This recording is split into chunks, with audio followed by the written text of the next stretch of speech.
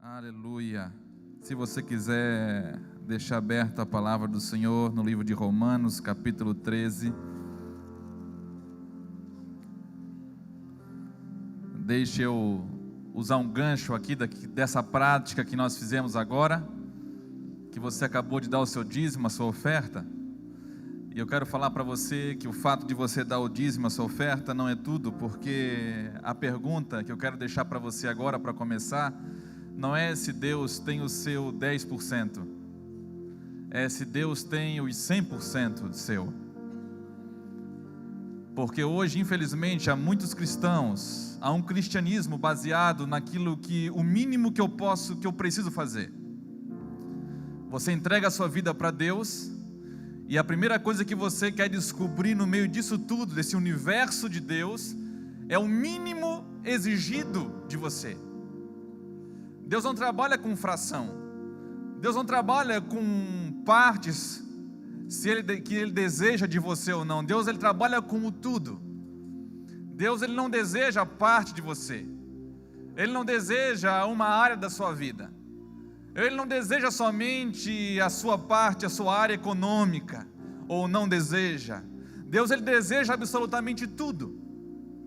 Deus, Ele deseja a sua vida financeira, Deus deseja a sua vida emocional, o seu casamento, Deus deseja os seus filhos, Deus deseja o seu emprego, o seu trabalho, Deus deseja ter tudo de você. E infelizmente hoje muitas pessoas chegam para Deus e eles procuram se relacionar com Deus baseado no mínimo que eu preciso fazer para Ele. Esse é o pensamento talvez mais medíocre que nós podemos ter em relação a Deus. O mínimo que eu posso fazer para Ele. É como se você casasse com alguém e você já casasse com a intenção de dar somente parte de você para a pessoa. Deus, Ele quer tudo. E essa noite eu quero perguntar para você o que você está disposto, o quanto que você está disposto a entregar para Deus. Eu já falei que não é uma parte só, é tudo. Se hoje nós vivemos alguns problemas como igreja, se hoje nós vivemos alguns problemas na nossa nação, talvez uma das raízes disso exatamente está nesse lugar, que nós como igreja demos somente parte para Deus, parte da nossa vida, e nós queremos administrar ainda, nós queremos fazer a nossa vontade, nós queremos cumprir os nossos desejos, nós ainda oferecemos os nossos membros como instrumentos, muitas vezes de justiça. Muitas vezes nós proclamamos que nós estamos na luz e nós ainda temos participação em obra das trevas ainda. Nós ainda mentimos, nós ainda roubamos, nós ainda não amamos o outro, permanecemos, teimamos com Deus, estamos resistindo, lutando com o Senhor para ver até quando que nós vamos conseguir manter essa queda de braço. E eu quero falar que ninguém vence a Deus. Não há nenhum homem que um dia venceu e não vai haver nenhum homem que um dia vai vencê-lo. Deus é soberano, Ele é tudo, Ele tem todo o poder, Ele é onisciente, onipresente, onipotente. Então não há como você lutar com Deus. Se você entrou aqui essa noite tentando lutar com Deus, ou tentando achar de alguma forma que você possa prolongar essa entrega total da sua vida a Ele, você pode saber que é um desperdício que você está fazendo. Não se entregar absolutamente 100% a Ele é um desperdício. Não adorá-lo 100% com todo o seu coração a Ele é um desperdício também. Viver família sem entregar 100% a Ele, da esposa, dos filhos, é um desperdício também. Se você desejar fazer ministério, a obra de Deus, e você desejar de alguma forma isso misturado, camuflado com a sua vontade, é também um desperdício, porque ganho é quando você entrega tudo a Ele, quando você tem coragem de render-se por completo a Ele, sem fazer conta, sem querer saber o que você vai ganhar em troca. Nós já temos uma promessa. 1 João capítulo 2 diz que nós temos uma promessa, a promessa, e essa promessa se chama vida eterna. Não há nada que você possa pedir para Deus para que você possa ficar motivado. Quanto mais forte for a sua paixão, a sua entrega, para que Deus tenha prazer na sua vida, maior e mais forte será a sua motivação em viver. Quanto mais forte for o prazer que Deus vai ter em você, mais forte vai ser a sua motivação para viver. Por isso que tem tanta gente desmotivada. Por isso tem tanta gente buscando em alguns meios uma motivação externa. Porque a verdadeira motivação é quando você entrega tudo e Deus tem prazer, não no tudo que você entregou, mas em ter tudo de você, em ter todo o seu coração e Ele poder ser tudo em você. Nós clamamos a Deus, cantamos: olha, Senhor, venha o teu reino. Irmão, o reino já está entre nós. Nós precisamos clamar a Ele para que Ele reine. E Ele não vai reinar em Itajaí, Ele quer reinar em você. Ele não vai reinar no Brasil, Ele quer começar a reinar em você e em mim. Você pode se colocar de pé um pouquinho mais essa noite?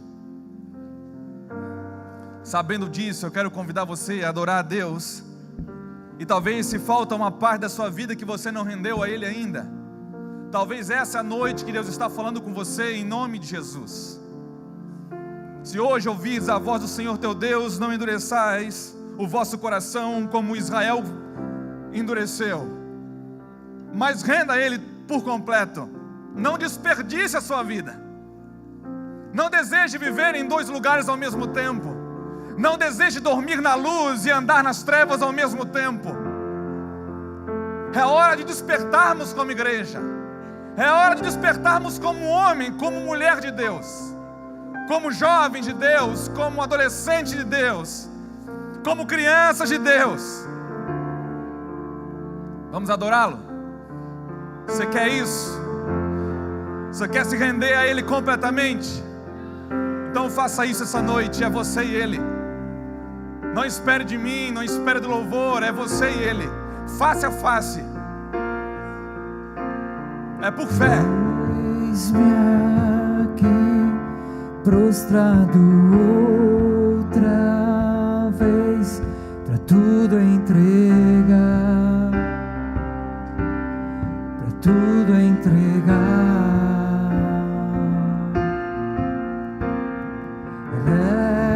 Leva-me perto de ti, Senhor, anseio por ti, anseio por ti, e eu me rendo. Diga a Ele isso, de todo o seu coração.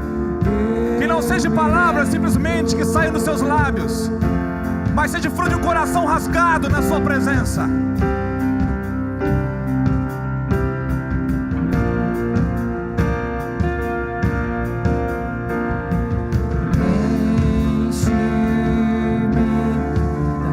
E do teu amor, sacia meu ser, sacia meu ser. Abraça-me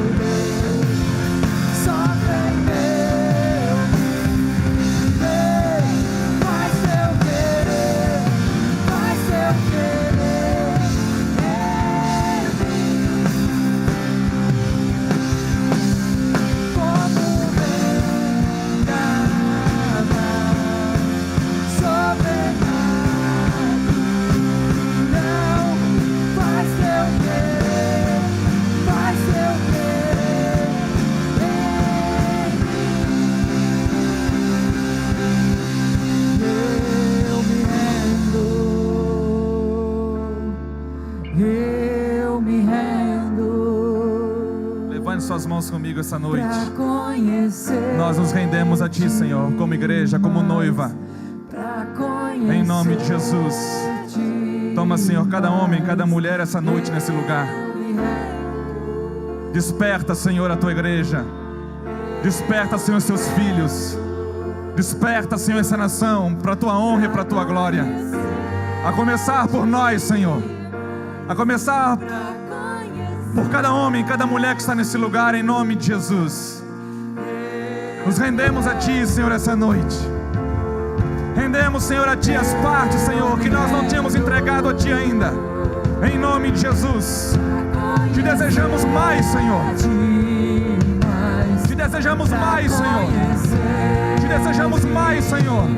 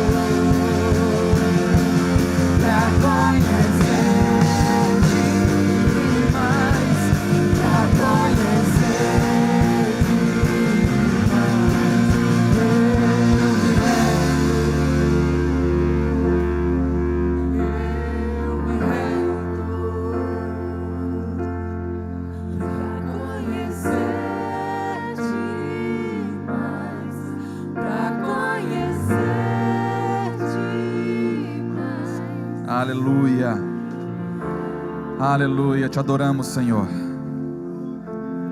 Você pode se assentar. Eu queria pedir para os irmãos evitarem andar agora em nome de Jesus. Entrega toda a sua atenção ao Senhor agora em nome de Jesus nesses próximos minutos. Eu creio muito no ambiente que nós criamos para Deus. Eu creio na reverência, eu creio que o Santo dos Santos foi aberto, mas que o princípio continua o mesmo.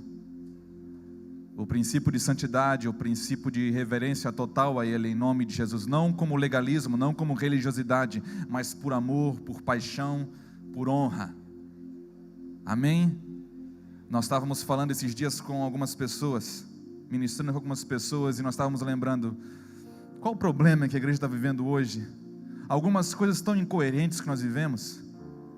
Você vai num consultório médico e na frente do consultório médico, na frente daquele médico, você não pode nem sequer falar no celular. E hoje você acreditou que diante do Rei dos Reis, Senhor dos Senhores, você pode fazer o que você bem entender. Hoje as pessoas têm mais respeito diante de um médico do que diante de Deus. Você vai num gabinete do prefeito, você tem que se comportar porque você está diante do prefeito. Agora você vai acreditando que você está comparecendo diante do Rei dos Reis, Senhor dos Senhores. Eu não quero falar que Ele não é o seu Pai, que você não pode ter prazer. Não, eu creio que Deus, Ele quer ter prazer em você e você ter prazer nele. Mas eu creio na reverência, eu creio no que a palavra de Deus diz. A palavra de Deus fala que o Santo dos Santos, apenas o véu foi rasgado e através do sangue daquele justo, do nosso Senhor, nós podemos entrar ali e permanecer ali, e habitar ali, de uma vez por todas. O lugar é tão apaixonante, que foi reservado para mim e para você, mas você precisa desejar e decidir viver isso 100% da sua vida. Você não tem como entrar em alguns lugares com Deus e permanecer desejando habitar em outros. Você pode experimentar dele, ouvir falar sobre ele, agora experimentar o que é prazer em Deus, o que é viver com Deus, você tem que decidir por ele 100%. E eu creio que Deus está levando muitos daqui, e falando com muitos daqui, e talvez convergindo toda a sua vida para alguns lugares, para que você possa decidir por ele. Não decidir sobre uma religião, não decidir por ser crente, por ser evangélico, não, é decidir por ele. Porque você pode viver a sua vida todinha dentro de um templo, sendo evangélico, e ele não ter 100% da sua vida, e você não ter 100% de Deus também. Você fala que quer mais de Deus, mas é Deus que quer mais de você. Deus que quer mais de mim. O fato é que depende de quanto que eu quero entregar para Ele. Vencer aquele estágio que nós falamos aqui no início, de quanto que eu preciso dar. Não importa o quanto que eu preciso dar, não é isso que está em jogo. É o quanto que eu posso dar. Eu não quero saber o que eu preciso, eu quero saber o quanto que eu posso. Até onde que eu posso ir com Deus? Até onde que eu posso entrar com Deus? Você descobre isso quando você ouve Jesus ensinando o Sermão da Montanha. E Ele fala, olha, se vocês querem descobrir isso, Ele falou que existe um lugar secreto para que eu e você pudéssemos entrar ali. E ali você descobre tudo a respeito de Deus.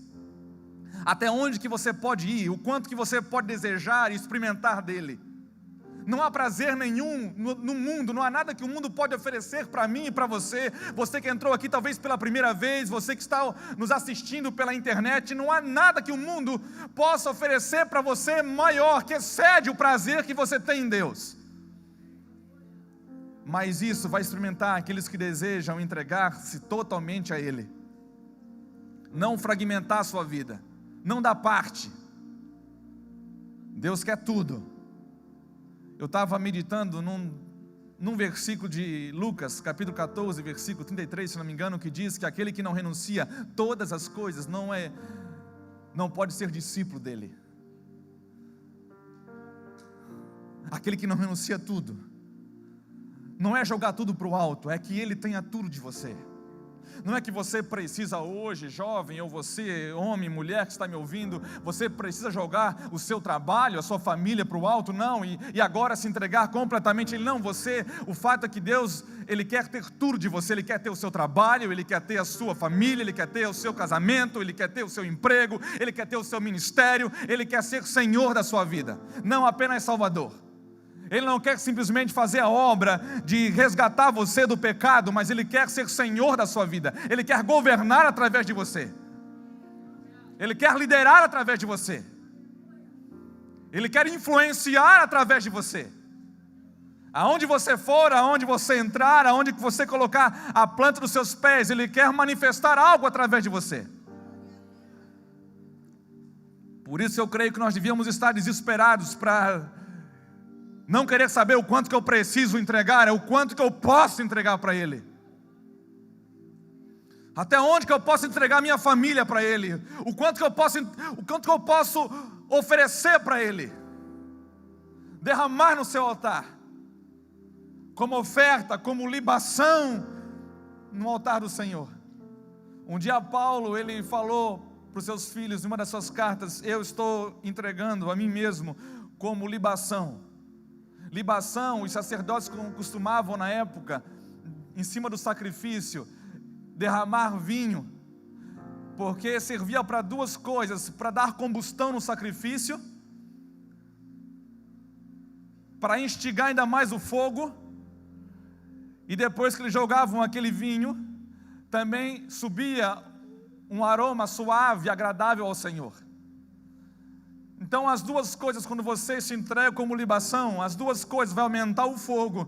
Você está contribuindo para que o fogo do Senhor aumente cada vez mais, e a sua entrega vai resultar num aroma suave ao Senhor. E por que aroma suave? Porque você está dizendo ao Senhor: a minha vida serve para o seu prazer, Senhor, não para o meu mais, mas para o teu prazer. Não é o quanto que eu estou me sentindo bem, mas o quanto que o que Deus está sentindo ao meu respeito. Esse é o modelo de Cristo. O nosso Senhor, que não viveu para satisfazer a vontade dEle, mas para satisfazer a vontade daquele que o enviou. E para isso Ele foi fiel até a morte de cruz. Por isso que sem a revelação da cruz, como diz ali em 1 Coríntios capítulo 1, a mensagem da cruz, a palavra da cruz é loucura para os que perecem, mas para nós é o poder de Deus, porque na cruz você descobre o quanto que você precisa dEle, quão miserável eu sou, o quanto que eu preciso entregar para Ele. Na cruz é o lugar de entrega total. Por isso que você pode seguir qualquer Deus, qualquer mestre, Mas para ser discípulo de Jesus há uma condição específica, diferente de todos. Nenhum outro vai exigir isso que Jesus exigiu. Se vocês quiserem vir após mim, negue-se a si mesmo e tome a sua cruz e siga-me. É a condição para que você seja semelhante a Ele, na mesma condição, totalmente entregue. A cruz é a certeza, irmão, que você, mais cedo ou mais tarde, não vai viver para satisfazer a cobiça que habita nos seus membros, aquilo que os seus membros militam contra o Espírito, porque diz a palavra que a carne milita contra o Espírito, e o Espírito milita contra a carne, e isso vai ser até o final, porque diz a palavra que o nosso corpo, ele geme até a redenção dele, até a completa redenção do nosso corpo, porque no meu corpo não habita bem nenhum. Você não é bonzinho, nem eu. E na cruz eu descubro isso, o quanto que eu dependo dele, o quanto que eu preciso dele. É desesperador, quanto mais você tem a revelação da cruz, mais desesperado você fica por Deus. Mais pobre de espírito você se torna. Mais sedento você fica. Você não está se importando o quanto que você precisa orar. Você não se importa mais o quanto que você precisa jejuar. Pastor, o quanto que eu preciso orar aí para conseguir alguma coisa? Não, irmão, você não está mais interessado nisso, se você tem a revelação da cruz. Não é o quanto que eu preciso, é o quanto que eu posso dar para Ele. Quanto mais, melhor. A cada dia mais. A cada dia mais. Por isso eu creio, eu fico observando alguns atos que nós temos no meio da nossa liturgia, não só aqui, mas em todos os lugares que nós vamos, e muitas vezes os irmãos, quando vão entregar alguma coisa de valor, ficam cabisbaixos, tristes, porque parece que estão cumprindo alguma coisa, como se fosse aquele imposto obrigatório que você tem que pagar, um pedágio. Você não tem que pagar nada para Deus. Você já era para entender que você foi liberto disso. Você foi liberto para adorar a Deus em espírito e em verdade, para poder dizer sim a Ele, sim de boca e sim de coração, ser totalmente livre para adorá-lo e para servi-lo. Agora hoje nós vivemos em dias tão ruins, como diz a palavra, e à medida que nós vamos se aproximando dos últimos dias, vai ficando, parece, mais difícil para se concretizar aquilo que foi profetizado, que nos últimos dias o sujo vai se sujar mais e o limpo vai se limpar mais. Vai haver dois movimentos no meio daquilo que nós conhecemos como cristianismo. Alguns, por quererem barganhar com Deus e querer o mínimo apenas, quererem ser mornos, eles vão se sujar cada vez mais, mas há um remanescente, porque Deus diz que sempre tem um remanescente. Deus sempre tem.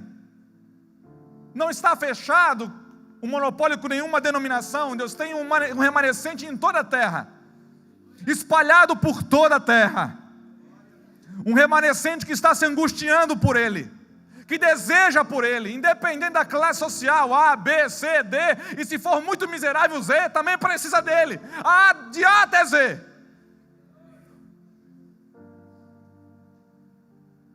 Deus tem guardado esses homens e mulheres. Eu não sei quem são, eles não têm cara, não dá para se conhecer pelas vestes que usam. Nós já passamos por esse período, já ultrapassamos esse estágio. Deus sabe aonde eles estão, e eles estão sendo conhecidos simplesmente por Deus, pelo aroma suave que sai das suas vidas, de diariamente se ofertarem totalmente, não parte. Deus, eu quero oferecer parte de mim, um tempinho para Deus. Deus não quer um tempinho seu, irmão. Deus quer 24 horas sua, por favor. Deus quer 7 dias por semana, 30 dias por mês, 365 dias por ano. Deus quer toda a sua vida. É mais do que o seu trabalho, é mais do que você pode oferecer para Ele no ministério, é muito mais do que isso. Deus quer tudo. Deus quer mudar uma nação, mas Ele poderia fazer isso hoje, já. Não faz por quê? Porque Ele está querendo fazer em nós, em mim, em você. Não se trata de visitar Brasília e mudar o Brasil. Não se trata de fazer o que muitos crentes estão pensando, por força, por violência. É pelo Espírito do Senhor. Jesus fez uma revolução silenciosa. Jesus foi o maior revolucionário de toda a história. A revolução dele já passou de 2000 anos. E permanece ainda até hoje, vai até o final, e é eterna. E começou silenciosa. Tão silenciosa, para ofuscar o pensamento comum dos nossos dias, e quando ele curava, quando ele liberava alguma coisa que não era o seu tempo, ainda ele falava: olha, vai e não conta para ninguém, não fala para ninguém o que eu fiz, não fala para ninguém o que eu falei. Por quê? Porque Jesus não era o tipo de pregador que queria expor a sua fama, que queria fazer o seu nome. Ele só veio para uma coisa: satisfazer a vontade do seu Pai, que é aquilo que nós devíamos estar tanto preocupados. Talvez essa palavra não vai soar bem aos seus ouvidos essa noite, porque ela vai falar de abnegação, de entrega, de renúncia. Mas é através da renúncia que você pode ter mais de Deus, que você pode experimentar mais dEle. Se você experimentar mais dEle, eu garanto para você que você vai querer habitar mais na presença dEle, cada dia mais. Não vão te entender, porque você vai querer ficar mais, você vai ter saudade desse lugar, só de ficar ali, sem falar nada, só de permanecer diante dEle. Romanos 13, versículo 11 e 12.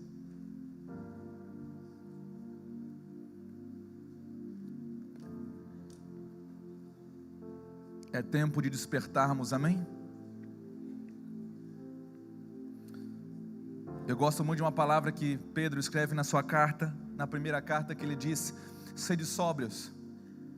Ele está chamando aquela igreja, ele está chamando os seus filhos, os destinatários daquela carta, para que acordem. Mas não é acordar de um sono qualquer, não é acordar de um sono que você dorme simplesmente para cumprir, para satisfazer uma necessidade do seu corpo. É muito mais do que isso. É um sono provocado por uma embriaguez. Alguém que não entendeu a vontade de Deus, alguém que não entendeu o propósito do Senhor, está dormindo.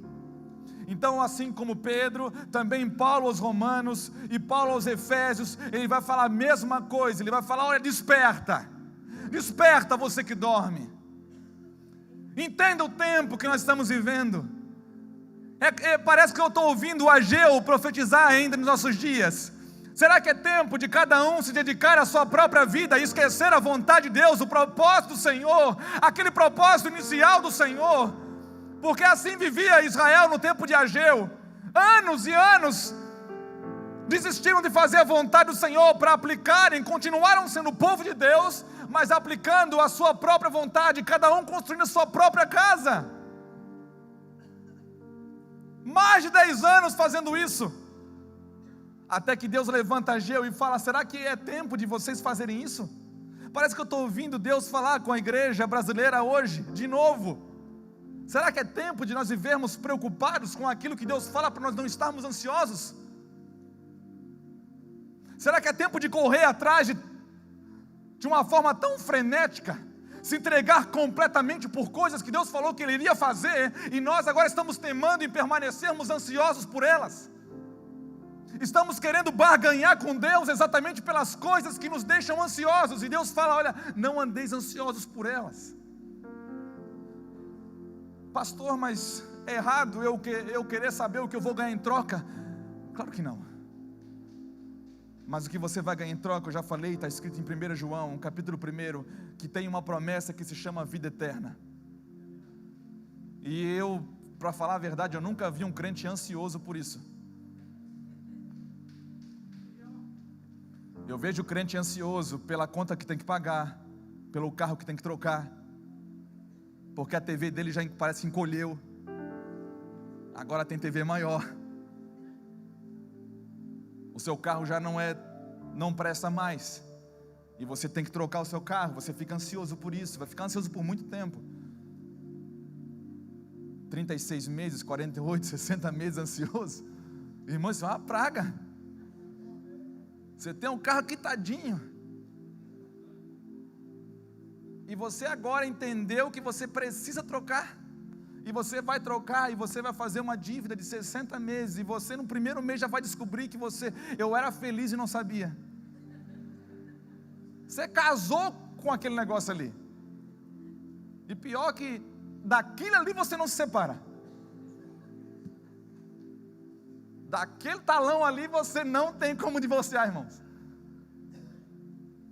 Então você sempre está precisando fazer alguma coisa, gerando, alimentando uma ansiedade que ela vai permanecer com você, até que você decida desejar aquilo que vai romper, destruir com isso.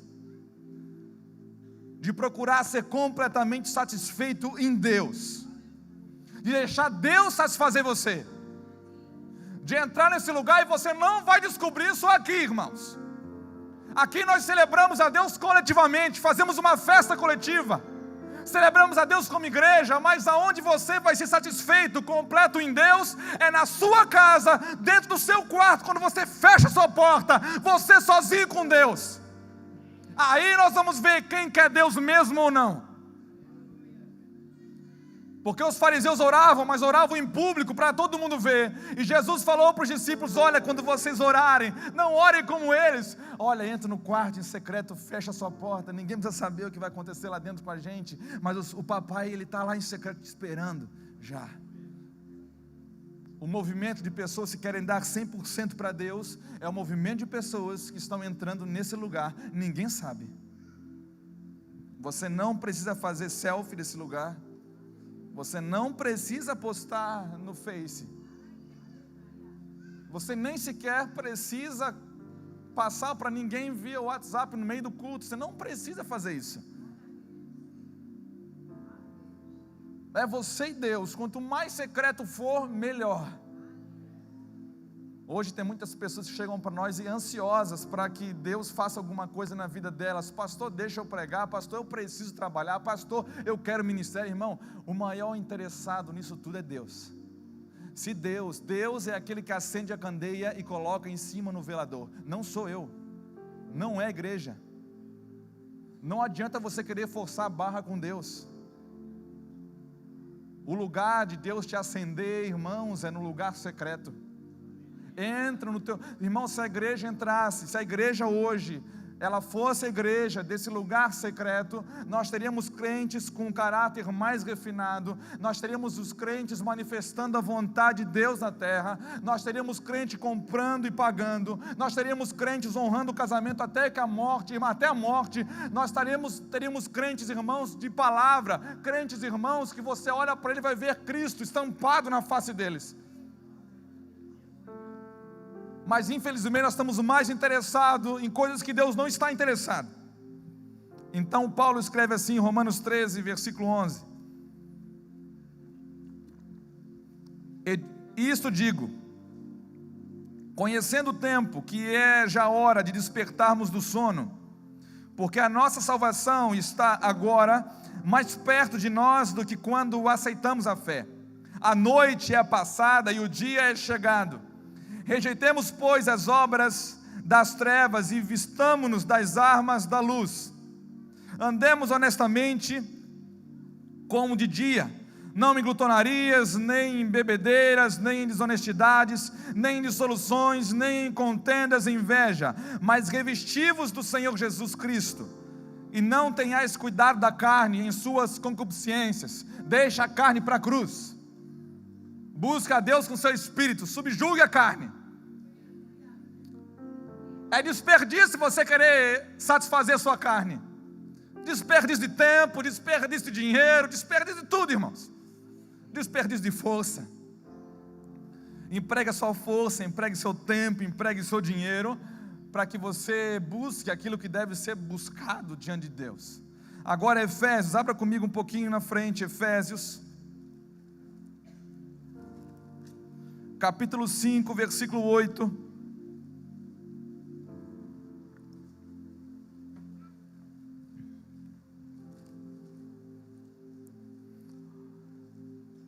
Efésios 5:8. Porque noutro tempo erais trevas, mas agora sois luz no Senhor. Andai como filhos da luz, porque o fruto do Espírito está em toda bondade, justiça e verdade, aprovando o que é agradável ao Senhor, e não comuniqueis com as obras infrutuosas das trevas, mas antes condenai-as. Condenai-as pelas suas ações, condenai-as através da sua própria vida, sem precisar falar, condene todas as obras das trevas, porque o que eles fazem oculto, até dizê-lo é torpe, mas todas essas coisas se manifestam, sendo condenadas pela luz, porque a luz tudo manifesta. Pelo que diz: desperta, ó tu que dormes, e levanta-te dentre os mortos, e Cristo te esclarecerá, te iluminará. Portanto, vede prudentemente como andais, não como necios, mas como sábios, remindo o tempo, sabendo usar o seu tempo, usando o seu tempo para fazer o bem, para fazer a vontade de Deus, porquanto os dias são o quê? São maus. Pelo que não sejais insensatos, mas entendei qual seja a vontade do Senhor. Deus não simplesmente chama você para andar com Ele, para viver na luz, mas Ele está chamando a igreja para entender o tempo, para entender a sua vontade, para que nós possamos literalmente acordarmos desse sono, esse sono profundo que faz crentes achar que estão na luz, e sendo participantes, coparticipantes das obras das trevas, vivendo em glutonarias, vivendo satisfazendo os desejos da carne, tendo problema um com o outro. Eu gosto muito de um texto de 1 João que diz que o crente, irmão, quando ele tem problema um com o outro, quando você aborrece um irmão, isso é tão forte que você, se você entender isso no seu coração, você nunca mais vai ficar de mal com ninguém. Você morre, mas não fica de mal. Porque diz que aqueles que aborrecem o seu irmão estão cegos e não sabem para onde estão indo. Eles não estão na luz, eles estão nas trevas. Seus olhos estão completamente fechados, eles não têm direção alguma, não entendem absolutamente nada. E uma das características dele é estar num ambiente desse e não consegue entender, não consegue perceber o que Deus está fazendo. Um dia nós presenciamos de uma pessoa muito próxima, minha e da minha esposa, num culto que a palavra estava sobrenatural, estava muito forte. E aquele dia o pregador, aqui nessa casa mesmo, o pregador, eu acho que foi umas 2h30 de pregação. Você pode ficar tranquilo que hoje nós não vamos alcançar esse horário, eu acho. Mas 2h30, e nós vimos as pessoas indo embora, e uma delas tentou ficar, essa pessoa que nos conhecia, e ela ficou revoltada, porque ela disse: olha, eu fiquei tentando entender, e eu não entendi absolutamente nada. Eu não entendia nada do que aquele pregador falava. E nós começamos a lembrar de algumas passagens, porque a Bíblia deixa muito claro, nas entrelinhas, naquilo que Deus fala, que quando Ele ministrava por parábolas ninguém entendia, Ele ministrava em mistérios para que ninguém entendesse, e só entendia aquele que queria dar uma resposta para Deus, aquele que queria responder ao convite. Eu lembro de uma parábola que mostra um senhor fazendo uma festa, e ele libera os seus servos para ir convidar, entregar os convites, e as pessoas começam a se esquivar, a dar desculpas, dizendo: olha, não, eu tenho isso para fazer, eu tenho aquilo outro para fazer, eu tenho os negócios para cuidar, e esses crentes estão fazendo a mesma coisa. Eles ouvem uma palavra, ouvem outra palavra, ouvem Deus apelando para eles, convidando, instigando eles a se entregarem cada vez mais, e eles continuam dando desculpas, se esquivando. Irmão, eu não quero ser do tipo de crente que fique satisfeito simplesmente em ser chamado. Por favor, entenda o que a palavra de Deus diz, quando ela diz: olha, muitos são chamados, mas poucos são os escolhidos. Chamados, todos nós recebemos um chamado de Deus, um convite. Agora, você ser escolhido vai depender de você. Deus o sabe já, mas vai depender da sua resposta para aquilo que você recebeu de Deus. O quanto que você vai se entregar para Ele, O quanto que você vai dizer sim para Ele. Se é 70%, se é 80%, ou se é 100%. Se você vai se lançar mesmo aos seus braços, ao cuidar o total de Deus. Para não ser simplesmente um convidado, mas ser um escolhido do Senhor. Estar entre os escolhidos. Aqui nós lemos esses dois textos, Paulo apelando aos romanos e também aos efésios. Olha, é tempo de despertarmos do sono. É tempo de acordarmos. Irmão, eu quero falar para você, eu fico apavorado com o sono da igreja. Eu não estou falando da igreja Mevan, eu estou falando da igreja do Senhor Jesus. Porque nós éramos para estar avançando muito mais. Eu vejo pessoas que não servem a Deus, que não têm a revelação que muitos, que a maioria que tem, e fazem muito mais, se entregam muito mais, investem muito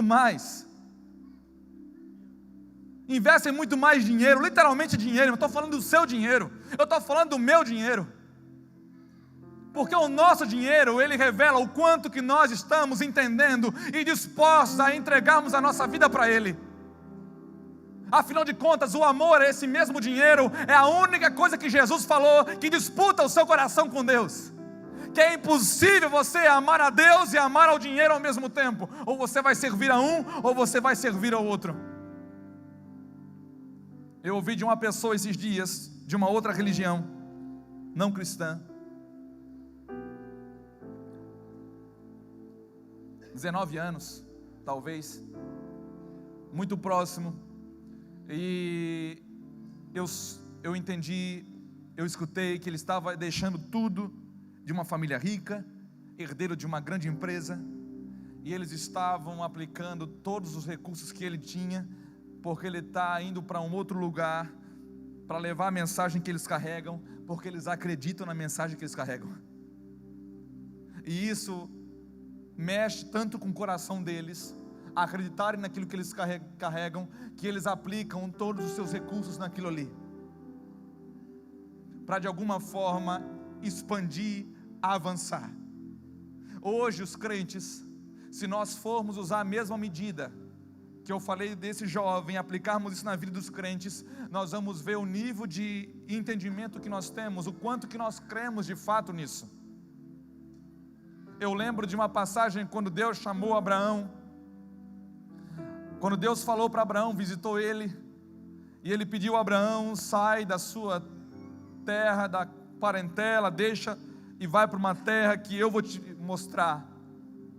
Deus nem sequer mostrou a terra, só falou que Ele ia mostrar, e eu vou te abençoar, você vai ser uma grande nação. Você já sabe dessa história, e o que mais me impressiona é a prontidão de Abraão em obedecer a Deus. Mas o que mais me choca, uma das coisas que eu quero falar essa noite com você, que Deus tem ministrado comigo, é que Abraão, assim como outros dois exemplos que nós vamos ver hoje, ele não perguntou para Deus o que ele ia ganhar em troca. Ele não colocou, ele não perguntou, não questionou Deus: Deus, olha, eu vou te obedecer, mas afinal qual vai ser a minha parte nisso tudo? A sua parte é gerar prazer em Deus, é satisfazer a vontade dEle, é servir ao único Rei, ao único Deus, é ter a satisfação no seu coração de poder saber que Deus está olhando para você, e Ele está tendo prazer ao olhar para você, que você não é daqueles que ouvem e não entendem. Abraão ouviu um chamado, ele entendeu a vontade de Deus e obedeceu. A primeira revelação que você recebe, irmão, você precisa dar uma resposta para ela. Não menospreze as primeiras revelações que você tem de Deus. Você olha para o outro e talvez pensa: olha, mas o outro, o irmão tal, o pastor, tem revelações tão profundas. Irmãos, cada um está no lugar em Deus, e você precisa dar uma resposta para aquilo que você já entendeu. E se você não entendeu, nós lemos aqui que Deus quer que você entenda. Por favor, você precisa entender a vontade dEle. Esse negócio de que, olha, Deus, nós temos que obedecê-lo sem entender a vontade de Deus é mentira. Nós lemos, Deus quer que nós venhamos a entender a sua vontade. Um homem que entende a vontade de Deus, é claro que ele não vai entender na sua plenitude, mas ele já vai ter partes da revelação dela, o que lhe cabe. Irmão, eu não quero saber mais do que eu preciso, mas eu não quero saber menos. Eu quero tudo daquilo que Deus tem para mim. Eu quero saber cada palavra que Deus tem para mim. Eu quero cada revelação que Deus tem separado para mim nos céus. Saber de cada uma delas. Não quero mais, mas também não aceito menos. Eu quero perseguir todas elas, e você deveria fazer o mesmo. Queimar isso no seu coração. Abra comigo em 1 Samuel.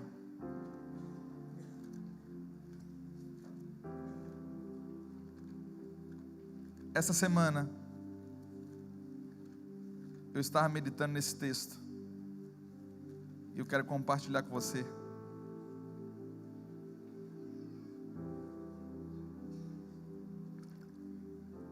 De uma das coisas que Deus está fazendo. Nós não vemos, talvez você não se apercebeu, mas Ele está movendo a mesma coisa. As coisas do Antigo Testamento, elas servem como sombra, para que nós possamos entender algumas coisas muito fortes que estão acontecendo. 1 Samuel 22, nós vamos ver Davi formando o seu exército, na figura de um rei. E eu vejo muito Deus nessa história. Porque Davi, ele não foi fazer uma seleção dos mais poderosos, dos que tinham mais aparência. Impressionante como, assim como Davi, Jesus, ele também, quando veio formar o seu pequeno, mas poderoso exército, ele não veio para buscar aqueles que tinham aparência, mas ele veio buscar aqueles que não tinham aparência. Aqueles talvez que você olha para eles, e talvez você mesmo se olha na frente do espelho, e você vê que você não tem condições para dar as respostas à altura das coisas que você está recebendo de Deus, que você não tem habilidade suficiente, que você não tem os recursos suficientes, que você não tem a graça suficiente, que você olha para outros, você enxerga isso em tantos outros, mas quando você olha para si mesmo, parece que falta sempre alguma coisa. E agora você vê Davi no meio da sua história, capítulo 22, versículo 1. Então Davi se retirou dali e se escapou para a caverna de Adulão. E ouviram-no seus irmãos e toda a casa de seu pai, e desceram ali para ele. E ajuntou-se a ele todo homem que se achava em aperto. Olha aí, esperança, irmãos. Está apertada a coisa? Glória a Deus. Você tem algo em comum com esse pessoal aqui? Pessoal top de linha, irmão. Só gente boa aqui. Só entrou na caverna do Adulão, só gente boa. Você vai ver aqui a ficha corrida de cada um deles. Ajuntou-se a ele todo homem que se achava em aperto, e todo homem endividado, e todo homem de espírito desgostoso. E ele se fez chefe deles, e era com eles uns 400 homens. Até aqui. Irmãos, Davi começa a formar o seu exército. Ele entrou nessa caverna, no meio de uma luta, correndo de um lado para o outro. E no meio dessa caverna, dentro dessa caverna, quando alguns homens descobrem, ouvem, eles então procuram Davi e se ajuntam a ele. E umas palavras mais chaves que eu vejo aqui, não é o endividado, irmão, para falar que fazer uma apologia a quem está endividado. Não, isso esquece, tá, irmão? Não estou fazendo apologia para quem está endividado. Por favor, você tem que comprar e pagar. Não é isso que a palavra de Deus está querendo dizer, mas uma palavra chave ali são os desgostosos, aqueles que não têm prazer mais em nada que o mundo oferece. Eles não se enquadram mais, eles não se encaixam mais no sistema do mundo. Eles não conseguem mais encontrar nada para dar prazer a eles. Eles já estão totalmente descartados para o mundo. O mundo já morreu para eles e eles já morreram para o mundo. Então, quando eles percebem um movimento diferente, eles então começam a se conectar e se conectam com o rei Davi. Então se forma um exército de aproximadamente 400 homens desgostosos, que agora vão aprender a guerrear com Davi, vão formar um poderoso exército. Agora você abre em 2 Samuel 23,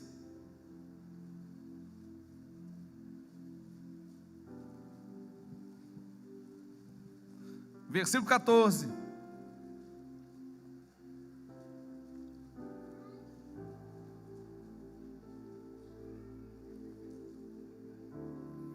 Davi estava então num lugar forte, e a guarnição dos filisteus estava então em Belém. E teve Davi desejo e disse: quem me dera beber da água da cisterna de Belém, que está junto à porta.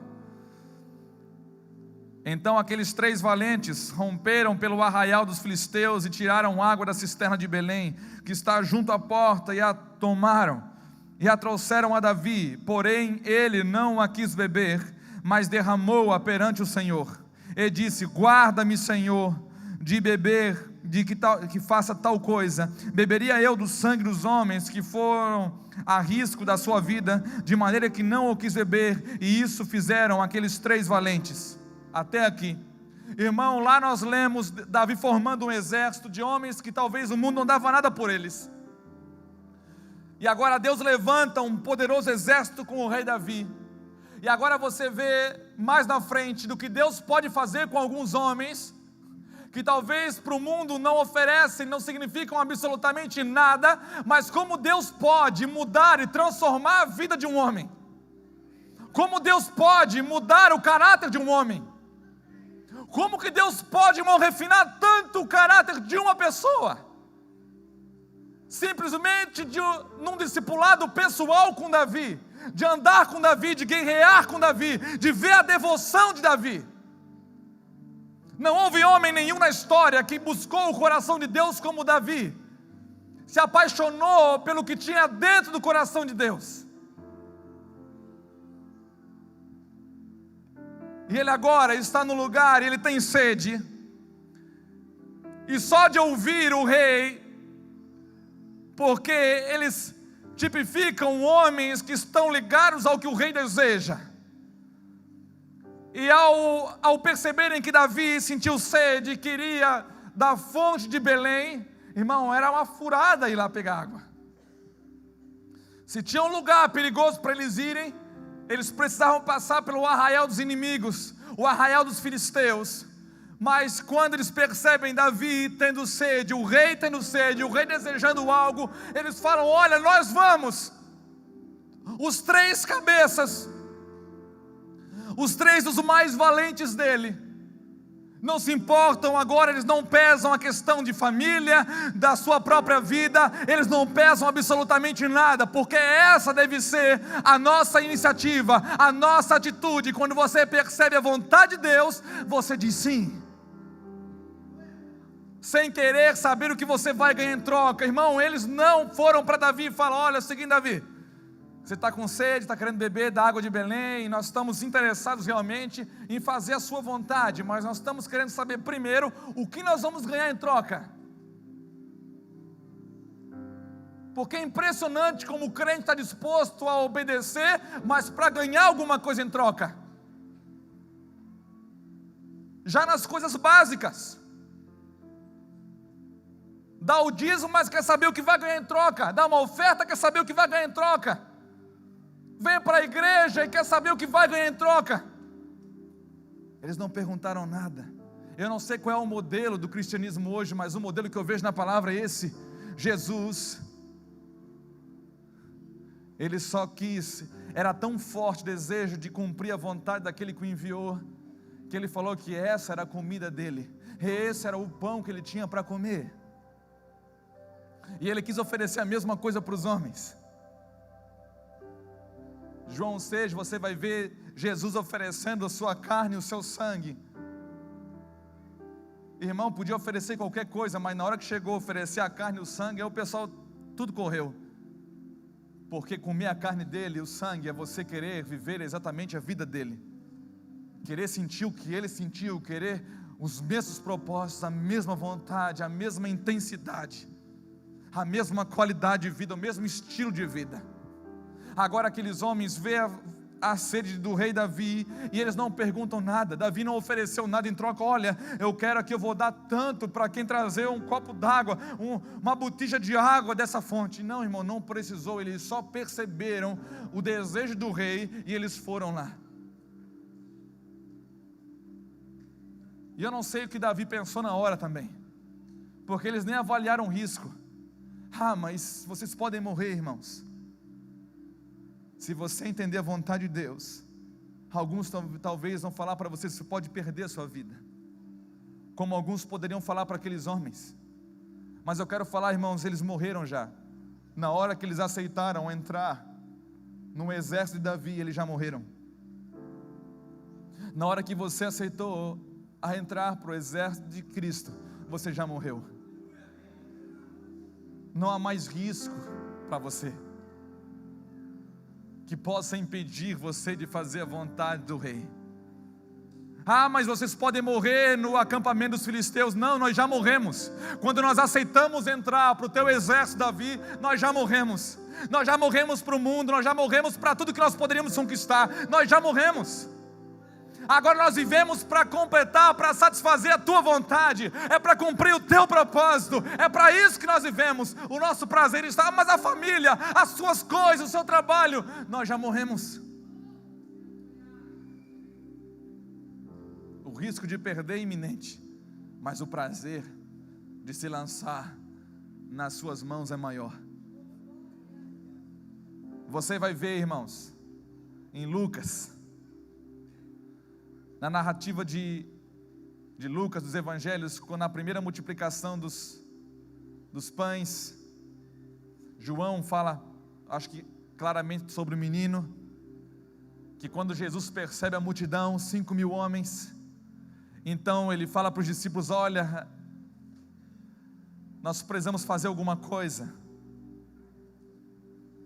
e nós precisamos fazer alguma coisa hoje também.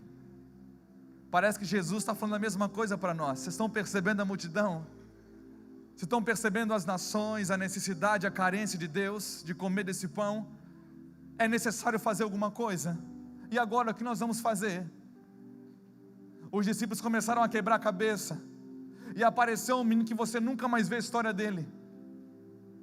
Um jovem que chega diante do Senhor, diante de um dos discípulos, e entrega tudo que ele tem, 5 pães e 2 peixes. Você só sabe isso da história dele, mais nada. Você nunca vai ver o nome dele, você não sabe quem é, mas você só sabe que houve um menino na história que entregou tudo a Deus, para que Deus pudesse fazer tudo em todos. Alguém tem que ter coragem de entregar tudo, irmãos, para que a multidão seja saciada, para que haja pão para alimentar a fome de uma nação. Alguns homens precisam desejar entregar tudo a Ele. Eu quero falar para você, Jesus podia operar aquele milagre com um pão e um peixe. Jesus podia perguntar: olha, me arranja um pão e um peixe que é o suficiente. Mas não era o fato de ele conseguir um pão ou um peixe, era o fato de uma pessoa, ela acreditou e entregou tudo. Ela não ficou, talvez hoje, como os muitos cristãos poderiam fazer.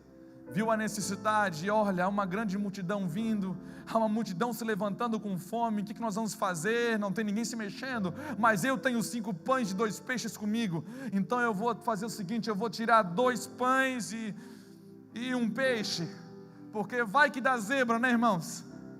Vai que Jesus falha,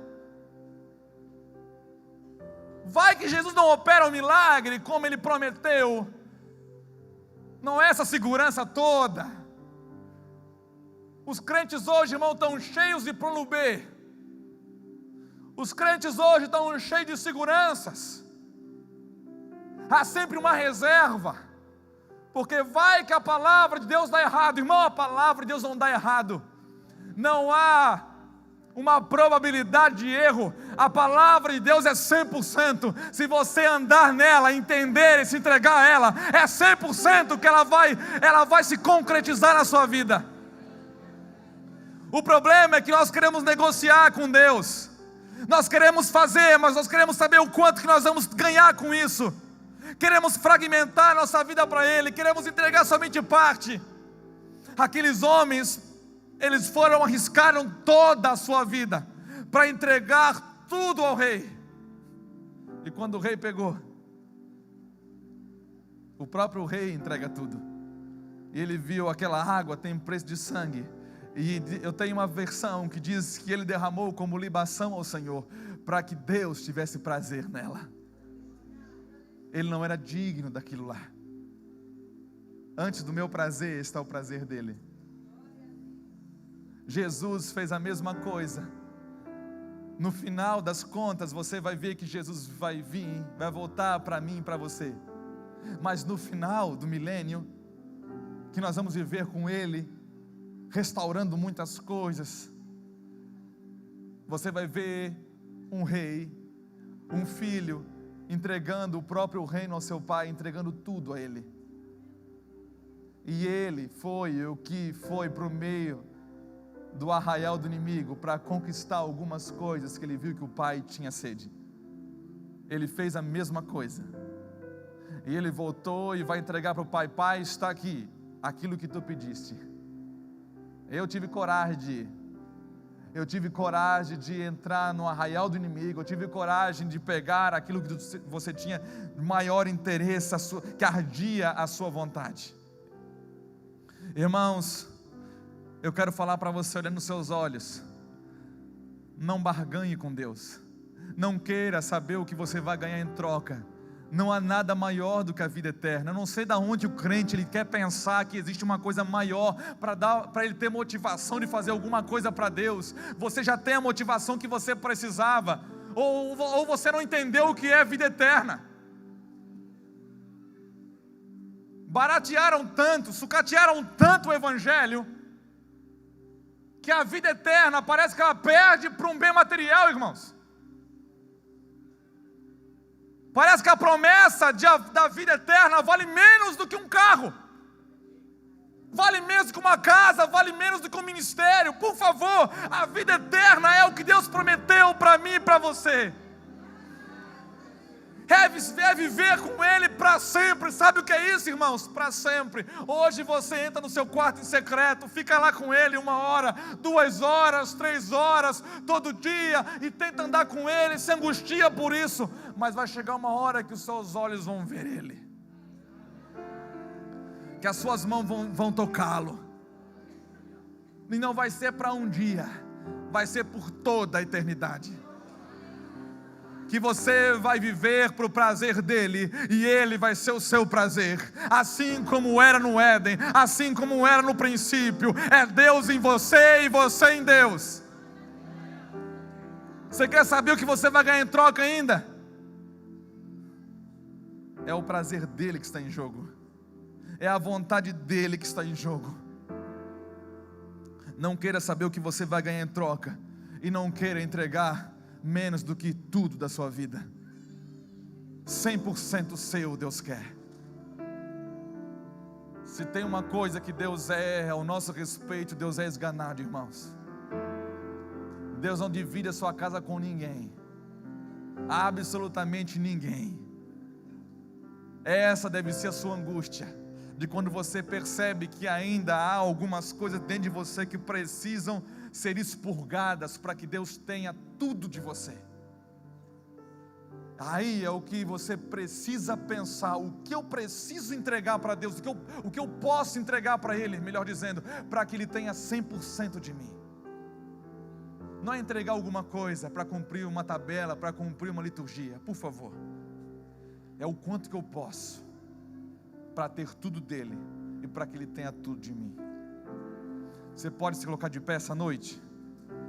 Nós queremos orar com você.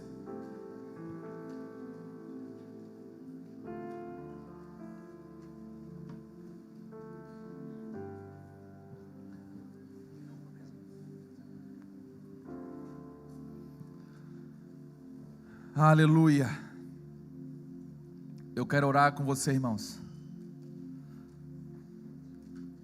Você que sabe que Deus está querendo tudo de você e você está brigando com Ele.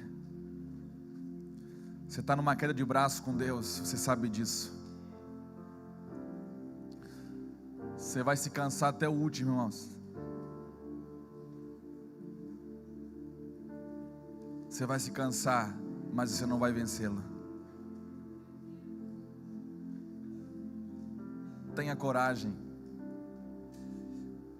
de cortar todas as cordas que te prendem nesse lugar. Você nunca vai voar se você estiver preso. E nesse lugar, você que tem que ter iniciativa de se revestir de Cristo. Isso Deus não vai fazer por você. Deus não vai te obrigar a botar essa roupagem. Deus não vai te obrigar a se encher do Espírito. Deus já te salvou. Agora Ele está esperando uma atitude sua, de desejar mais dEle, de querer mais, de não se dar por satisfeito antes do tempo.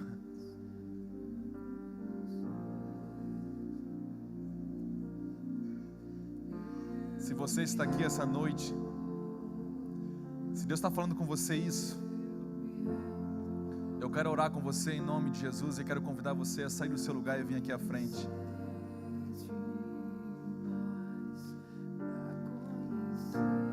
Em nome de Jesus. Você sabe o que você precisa entregar.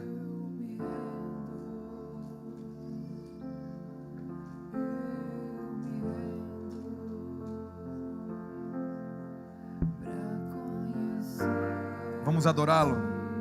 Enquanto você sai do seu lugar, vamos adorar a Deus, irmãos.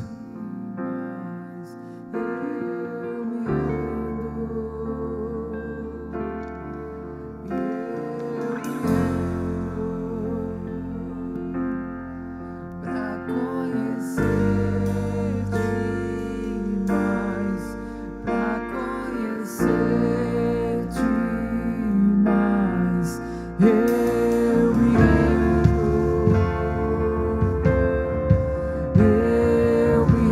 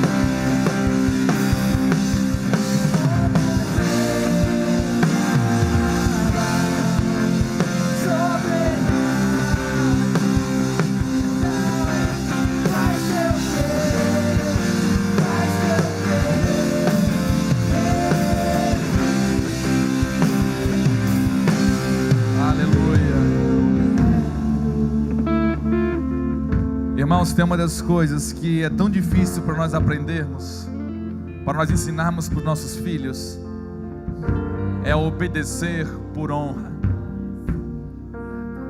Reduziram o evangelho do Senhor a um evangelho consumista, capitalista, onde você até se submete à vontade de Deus, mas quando você recebe alguma coisa dele, e você espera receber coisas de que ele diz para você não ficar ansioso. Eu creio que Deus está levantando homens e mulheres dispostos a obedecer a Deus, não para receber alguma coisa, mas simplesmente para olhar para Deus e ver que Ele está tendo prazer na sua vida. Nós erramos com nossos filhos, porque nós sempre pedimos e nós, pelo nosso fracasso, nós vamos oferecendo coisas para que eles possam obedecer na troca. Irmão, Deus não está interessado em trocar absolutamente nada com você. Deus já tem tudo. Nós devíamos estar desesperados para obedecê-lo, e se preciso for, padecer por isso, assim como Jesus padeceu. Ainda que era filho, aprendeu a obediência por aquilo que ele padeceu, diz lá em Hebreus. Até quando que nós, como igreja no Brasil, nós vamos espalhar nossa fama para o mundo todo, de que a igreja brasileira é a igreja que age sempre no interesse, barganhando coisas, agindo mais como mendiga do que como peregrina, querendo se mover e sempre pensando: o que eu vou ganhar com isso? Irmão, o que você vai ganhar com isso? Será que Jesus da cruz é pouco? Homens e mulheres que vão se entregar no altar do Senhor simplesmente para tê-lo por completo, entregar-se por completo. Ah, pastor, e se eu não ganhar nada amanhã? Se você não ganhar nada amanhã, você já ganhou a eternidade, irmãos. O sangue dele vale mais do que tudo. Será que é preciso ainda permanecemos na linguagem de uma criancinha imatura, de termos que oferecer alguma coisa? Vai lá, olha, eu vou te dar isso para você obedecer. Ah, eu vou te dar aquilo para você obedecer. Ah, irmão, se os envelopes dos templos dessa nação falassem, se eles falassem, seria uma vergonha para nós. Você vai lá fora, no Brasil, fora do Brasil, você vê como a igreja brasileira é conhecida, como os brasileiros são conhecidos, um povo que sempre age baseado no interesse, de sempre ter alguma coisa para ganhar em troca. E assim nós arrastamos isso para os nossos relacionamentos. Irmãos, está na hora de mergulharmos em Deus, para Deus remir isso na nossa nação. Mas não esperar de alguém, de um político, de uma política externa, não. Esperar isso de você, de mim, de você. Não é pedir para Deus: olha, vê o teu reino, não. Deus reina na minha vida, reina em mim, reina em mim. Eu já ganhei o que eu precisava ganhar. Eu já ganhei tudo o que eu precisava ganhar para estar motivado. Deus, toca, Senhor, nesses homens e mulheres. Que arda, queima, estabeleça o fogo, Deus, no coração deles. Acende o fogo, Deus. Acende o fogo, Deus. Acende o fogo no coração de cada um deles, em nome de Jesus. Toca o Senhor, para a tua honra e para a tua glória.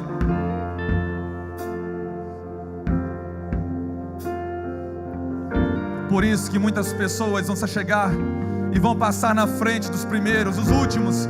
Talvez muitos últimos vão passar na frente daqueles que estão há tanto tempo. Por quê? Porque vão entender, irmão, melhor. Não vão ser chamados baseado numa barganha, mas na cruz. Na cruz.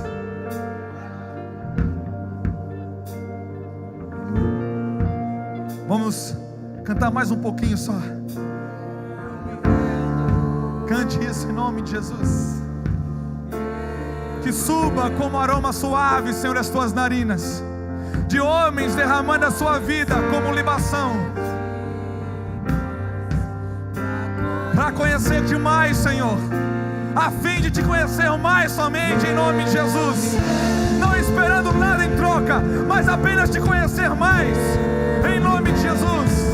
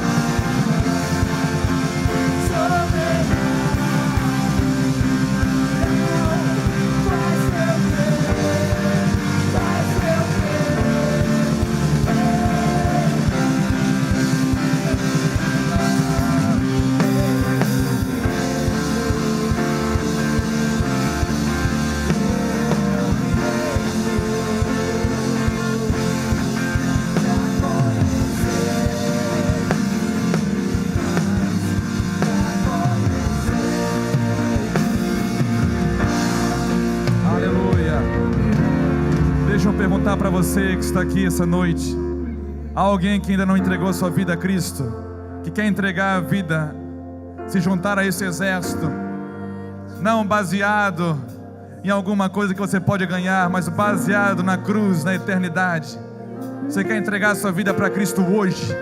Você entendeu isso?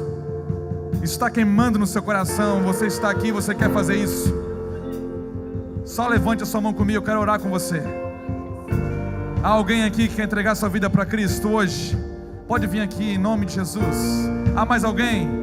Se você levantou sua mão, corre aqui na frente, em nome de Jesus. Há mais alguém nesse lugar?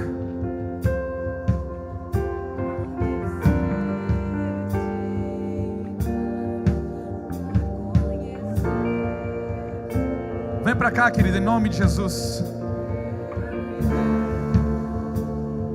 Há mais alguém?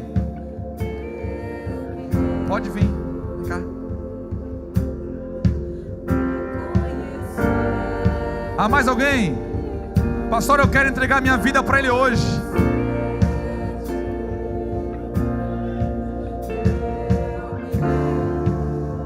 Pode vir.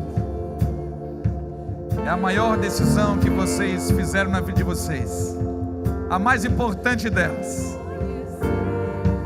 Que Deus derrame sobre vocês essa noite o Espírito do Senhor, que vocês sejam completamente tomados por Ele, por essa glória, em nome de Jesus.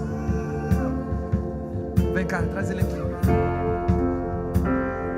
Deus, toma o Senhor, derrame o teu Espírito sobre eles,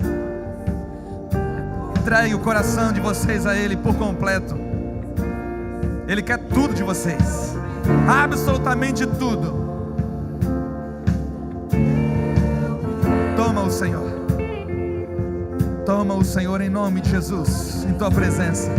Leva o Senhor a esse lugar, que eles compreendam o teu propósito para a vida deles, que eles sintam o prazer de conhecer a Deus, Deus, um prazer que eles não desfrutaram em nenhum lugar, que nunca iriam experimentar esse prazer, somente na tua presença, em nome de Jesus,